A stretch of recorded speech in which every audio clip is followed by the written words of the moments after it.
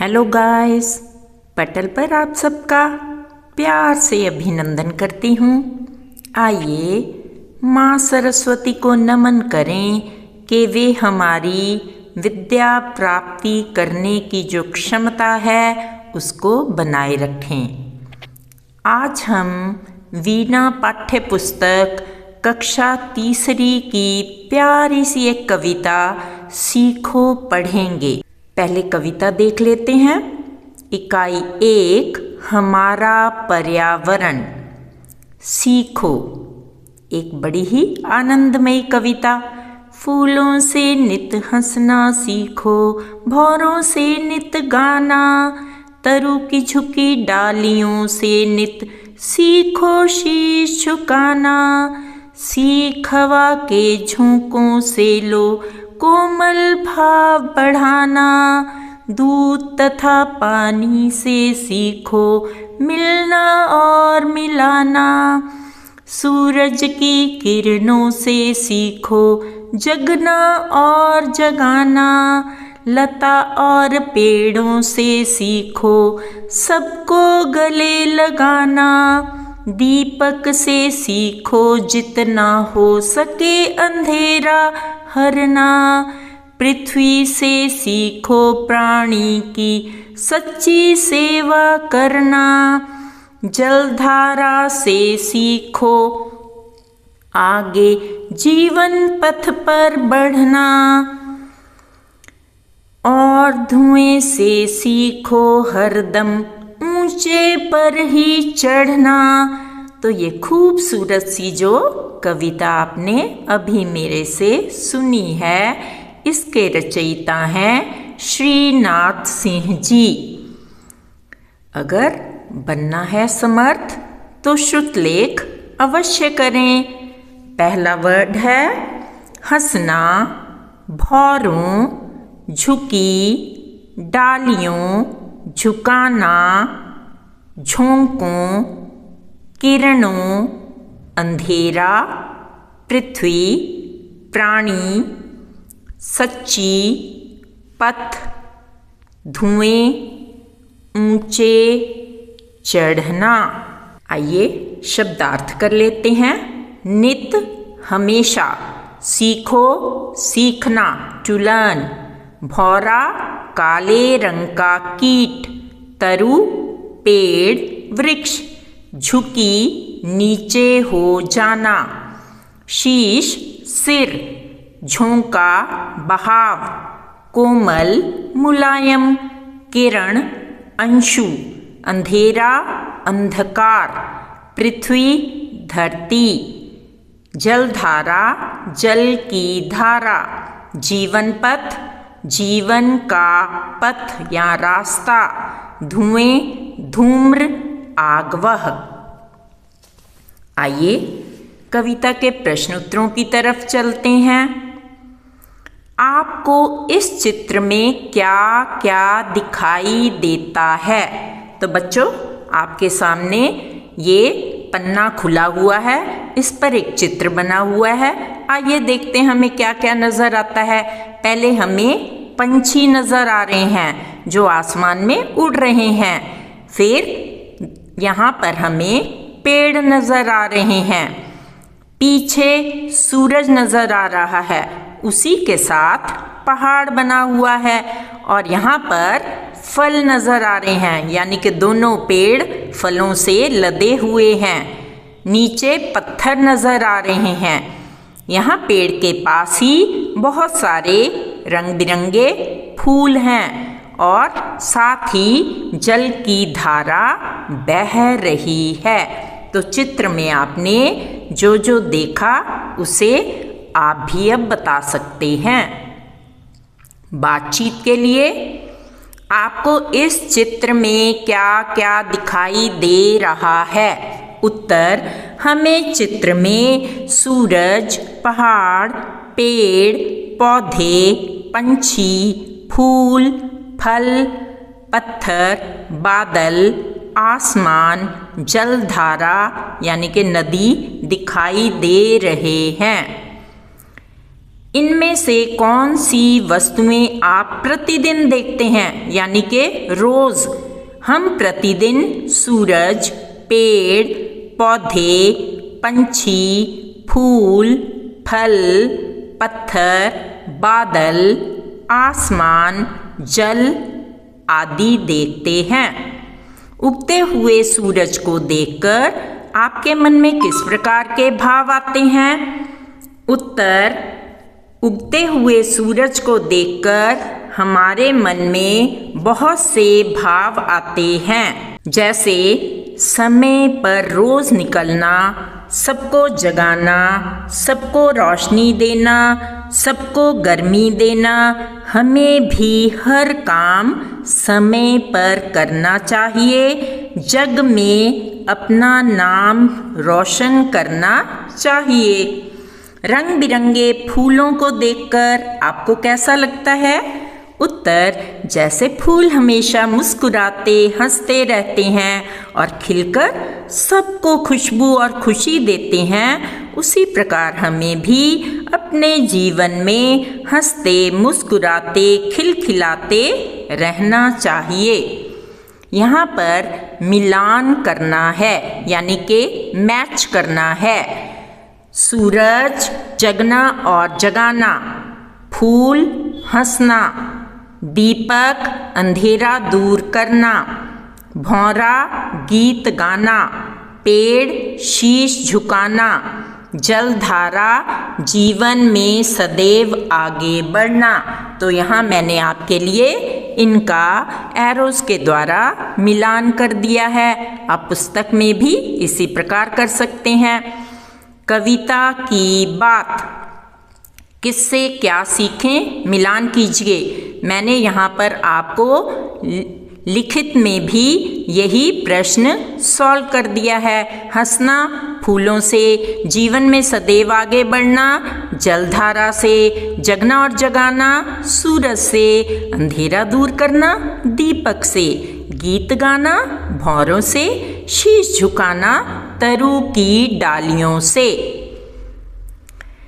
कविता में किससे सीखने की बात आपको सबसे अच्छी लगी, उसका चित्र बनाइए और नाम लिखिए। मैंने आपके लिए 2-3 चित्र यहाँ दे दिए हैं। आप अपनी लेखन पुस्तिका में भी जो आपको अच्छा लगे उसका चित्र बनाकर उसमें नाम उसका लिख सकते हैं। यहाँ पर मैंने सूरज का चित्र दे दिया है और इसका उत्तर दे दिया है सूरज। सूरज हमें अच्छा लगता है क्योंकि सबको गर्मी देता है, जगाता है और सदैव समय पर निकलना सिखाता है।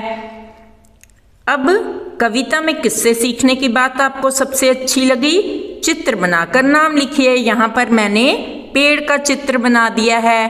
पेड़ हमें छांव देते हैं, फल देते हैं, फूल देते हैं और हमें प्राणवायु देते हैं, ऑक्सीजन।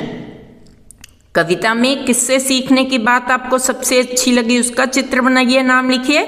यहाँ पर मैंने आपके लिए नदी ड्रॉ कर दी है, यानी कि नदी हमें अच्छी लगती है क्योंकि ये हमें जल देती है। पढ़िए और बताइए कि यह भाव कविता की किस पंक्ति में आया है।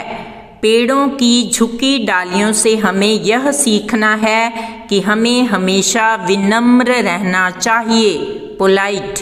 कविता की पंक्ति, तरु की झुकी डालियों से नित सीखो शीश झुकाना। हवा के झोंकों से हमें सीखना चाहिए कि हम हमेशा कुछ ना कुछ काम करते रहें। कविता की पंक्ति, सीख हवा के झोंकों से लो कोमल भाव बहाना। नदी नहर से हमें सीखना है कि जीवन आगे बढ़ने का नाम है और हमें आगे बढ़ते रहना है। कविता की पंक्ति, जलधारा से सीखो आगे जीवन पथ पर बढ़ना। कविता से आगे सूरज से जगना और जगाना सीखने की बात कही गई है। हम सूरज से और क्या क्या सीख सकते हैं, कोई 2 बातें लिखिए। मैंने आपके लिए 3 लिख दी हैं। सबको रोशनी यानी कि प्रकाश देना, खुद तपकर हमेशा चमकते रहना, दूसरों को ऊर्जा देना यानी कि एनर्जी देना। लता और पेड़ों से एक दूसरे के साथ प्रेम और सद्भाव सीखने के लिए कहा गया है। इनसे हम और क्या क्या सीख सकते हैं? कोई 2 बातें लिखिए। लता, इससे हम सबको गले लगाना, सबको फूल व फल देना सीख सकते हैं।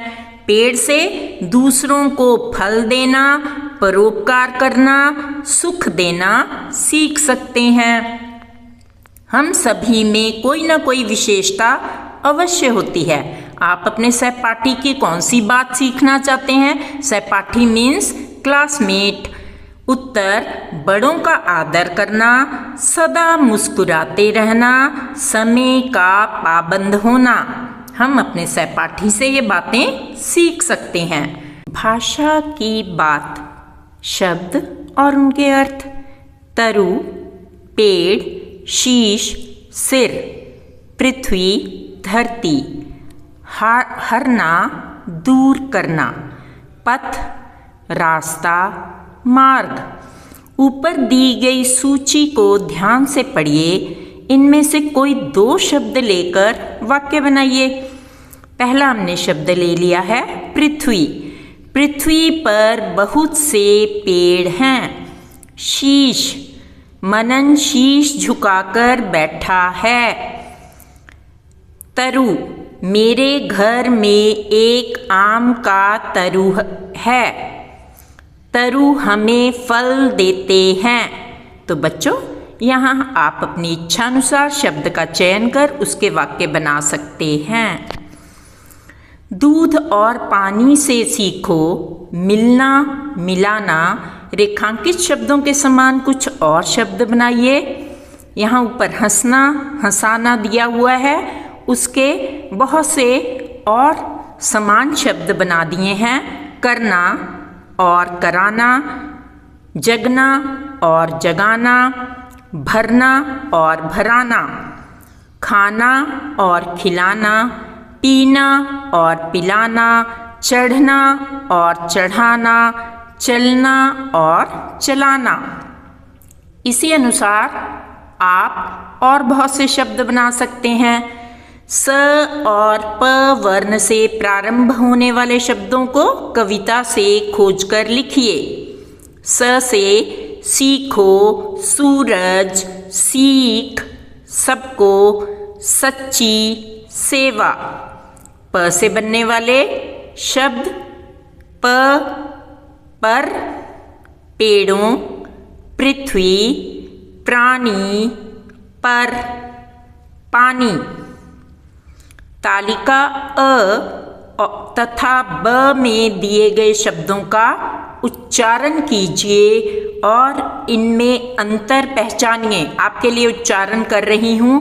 तालिका अ, पड़ा, बड़ा, अड़ना, उड़ना, कड़ाई, लड़ाई।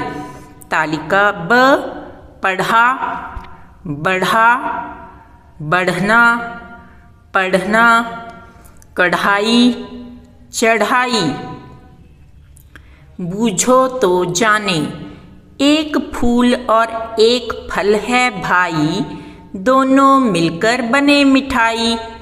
तो फूल हो गया गुलाब और फल हो गया जामुन। इनसे मिलकर कौन सी मिठाई बन गई? गुलाब जामुन।